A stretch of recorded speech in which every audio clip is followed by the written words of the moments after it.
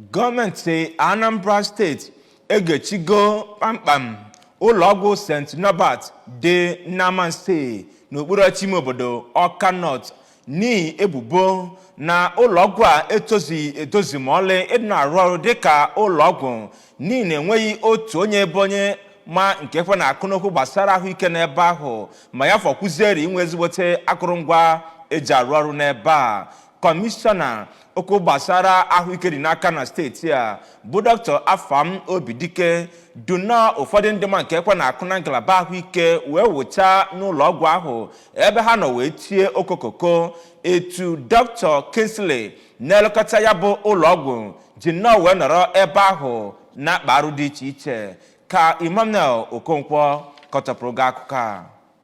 Bụ njem achọpụtara na ogige ebe ahụ anọ na-eme ya bụ ụnarụ ike na-enweghị ikikere gọọmenti bụ nnọọ ebe jọgburu onwe ya mana ebe a na-anọ enye ndị mmadụ ọgụgọ enwekwaghị akụrụngwa dị iche iche na-adị n'ụlọalụ ike eji agwụgasị ọrịa. Ebe ahụ lukwelu ezigbo inyi ka ọ na-ekwu okwu ka emechiche ya bụ ụlọ ọgwụ. Kọmishọna Obidike gosipụtara mwute ọ nwere maka ajọ ọrụ dị iche iche ndị ji aka ha wee mee onwe ha dibịa bekee na-alụ na Anambra steeti, ebe o kwupụtazi na gọọmenti Anambra steeti site n'ụlọ ọrụ ya bụ ụlọ ọrụ na-ahụ maka ahụike na steeti a na-agbanyesi ike ibu agha megide ndị dị otu ahụ ma taa ha ntaramahụhụ dịrị ha. Ọ kọwara na gọọmenti steeti enyochala ọrụ dị iche iche ya bụ ụlọ ọgwụ emechiri emechi na-alụ wee chọpụta na ọtụtụ ndị mmadụ abụgoro ndị nwụrụ anwụ na ya bụ ụlọ ọgwụ akpọrọ St. Norbert Hospital dị n'Amansea ma kwue na gọọmenti steeti a ga-atarịrị ya bụ nwa amadi ji aka ya mee onwe ya dibịa oyibo wa na-ana ndụ ndị mmadụ n'iyi ahụhụ ruru ya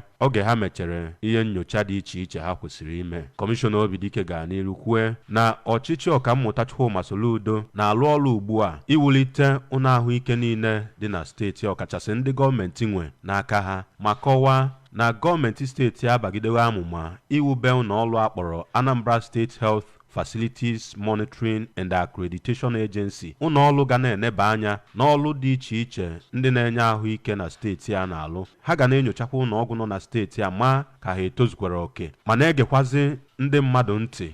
banyere otu ha si anata ọgwụgwọ n'ụlọ ọgwụ niile ndị ahụ. Ka ọ na-ekwu okwu banyere ya bụ ụlọ ọgwụ emechiri emechi n'Amansea, otu onye n'obodo Amansea nke na-achọghị ịkpa aha ya kwuru na site n'ajọ ọrụ nke onye ahụ kpọrọ onwe ya Dọkịta Kingsley na-alụ n'obodo Amansea na ọtụtụ ezinụlọ etufuola ndụ ọtụtụ ndị ha hụrụ n'anya ma kwue na ọ dị ezigbo mkpa na gọọmenti steeti a mere ihe niile o kwesịrị imechi ya bụ ụlọ ọgwụ ka ọ wee benata ọnwụ elu ndị mmadụ na-anwụ na mpaghara ahụ. Onye ọzọ si n'obodo ahụ na-achọkwaghị ịkpa aha ya kwuru na ọ mara Dọkịta Kingsley oge ọ na-alụ ọrụ dịka dibịa oyibo n'obodo Ifite-Ọgwarị nke dị n'okpuru kansụl Aya Melumu ma kwue na ihe mere o ji wee si na Ifite-Ọgwarị wee pụta bụ na ndị obodo ahụ chụrụ ya ọsọ ụkwụ elu ala n'ihi ajọ ọrụ ahụike ọ na-alụ n'obodo ahụ nke meziri o ji wee nata n'obodo Amansea wee malitekwa ọrụ ya. Ya bụ kọmishọna na-ahụ maka ahụike mechaziri wee jee n'ogige ụlọ ahụike